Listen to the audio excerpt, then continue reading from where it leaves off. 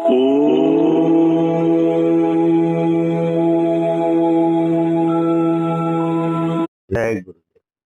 ગુરુદેવ. હવે લીરબાઈ માનું ભજન છે આ.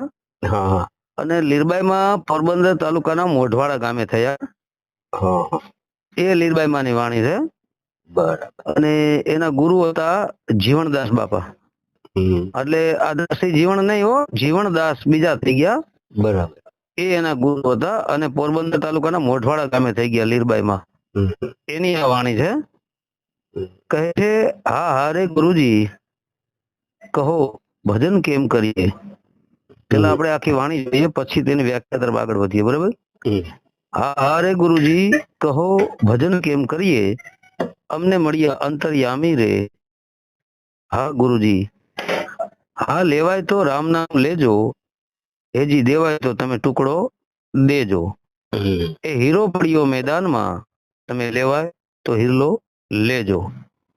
હા મોટા ધણીની ફેરો માળા, તમે છોડી દો જગતના ચાળા. એ ઝીણા માયલા ઝીણા છે મારા ગુરુજીના પરવાળા. હા ભગવાન છે બજારો એમાં, વિરલા નર તો કોક જાગે. ધ્યાન ધરી લ્યો સુનમાં, તો ઝીણા જંતર વાગે. હા નિજ નામના પડદા બોલે, ધરણી આકાશ ડોલે. મતલબ નિજ નામના પડદા ખોલે. બરાબર. કે નિજ નામના પડદા બોલે, ધરતી આકાશ ડોલે. એ બોલ્યા રે લીરબાઈ, મને સંત મળ્યા મોંઘા મૂલે. બરાબર. હવે આ વાણીની વ્યાખ્યા તરફ જો આગળ વધીએ તો લીરબાઈ માતાજી કહે છે કે ગુરુજીનું મતલબ પ્રભુનું ભજન મારે કેમ કરવું, એની સમજ આપો. ગુરુજીને પોતાને પૂછે છે. તમે તો અંતર્યામી પૂર્ણ છો, બરાબર. તેવા સમર્થ ગુરુ મને મળ્યા છો. પોતે સાધકને જવાબ આપે છે કે લેવું હોય તો રામનું નામ લેજો, જો દેવું હોય તો અંદાન દેજો. તે એકદમ સરળ ભજન છે. ભૂખ્યા ને ભોજન ને તરસ્યા ને પાણી, સીધું સાદું ને સરળ ભજન છે. આટલું કરો એટલે કાંઈ કરવાની જરૂર નથી, સત્યના રસ્તે ચાલો. હીરો એટલે આત્મા.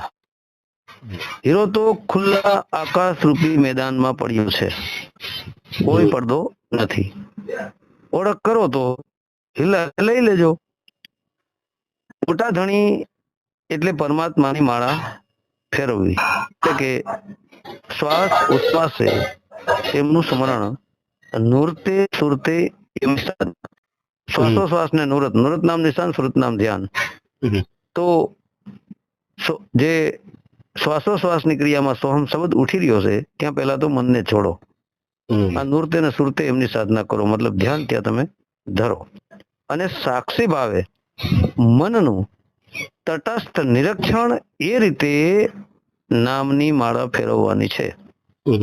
જગતની ચાલબાજી, રાજકારણ, કોઠા કબાડા, ધર્મના નામે ધતિંગ, એ બધું છોડી દેવાનું કહે છે.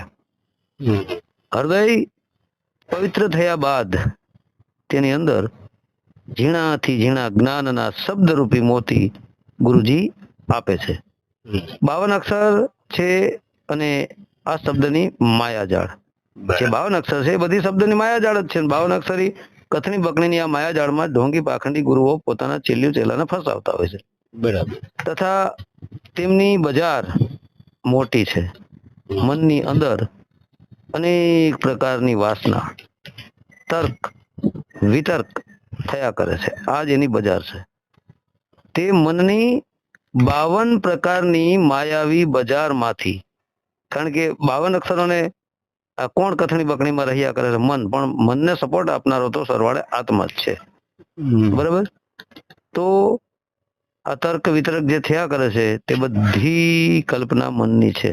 તો મનની 52 પ્રકારની માયાવી બજારમાંથી નીકળી મનની પાર મૌનના શહેરમાં કોઈક વિરલા જ હોય. મૌન થવાનું કે છે 52 અક્ષરને છોડીને.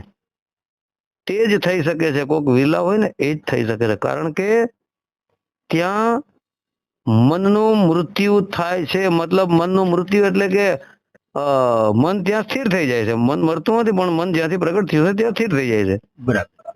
કારણ જેવી રીતે કે પ્રેમ ગલી અતિ સાંકડી, તામે દો ના સમાય, એવી રીતે. બરાબર.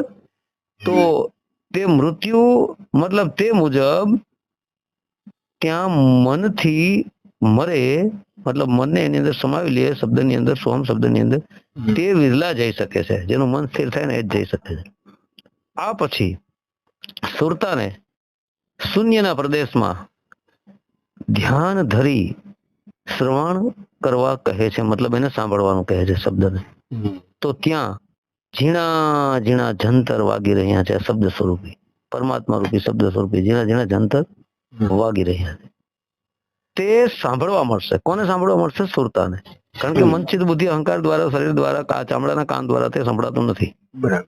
એ આપમેળે વાગતી જંત્રીનું અલૌકિક શૂન્ય સંગીત એ જ સાચી પરમાત્માની વાણી છે. પછી નિજ મતલબ પોતે નારાયણ શૂન્ય આકાશના નાદ રૂપે બોલી રહ્યા છે.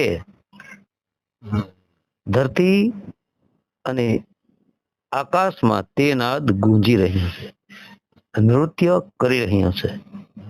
આ સમાધિની વાત જેનું ઋણ ચૂકવી ન શકાય તેવા મોંઘા મૂલા સદગુરુ મળ્યા. લીરબાઈ કહે છે કે મને આવા મોંઘા મૂલું સદગુરુ મળ્યા, મતલબ શબ્દ સ્વરૂપી સદગુરુ મળ્યા. પેલા દેહધારી ગુરુ, પછી શબ્દ સ્વરૂપી સદગુરુ મને મળ્યા, મોંઘા મૂલા. જેથી મળી બાકી બધી બલિહારી મારા ગુરુની છે. કારણ કે સુરતા જ્યારે શબ્દમાં લાગી ત્યારે મોંઘા મૂલા મોતી મળ્યા, પણ એ બધી બલિહારી તો મારા દેહધારી સદગુરુની જ છે. કારણ કે સાચા દેહધારી સદગુરુ મળ્યા ત્યારે હું આ ઘર સુધી પહોંચી, સુરતા કહે છે. બરાબર. તો અહીંયા વાણી પૂરી થાય છે. તો જય ગુરુદેવ. સત્ય સનાતન ધર્મની જય. સતગુરુ ભગવાન કી જય. સનાતન ધર્મની જય.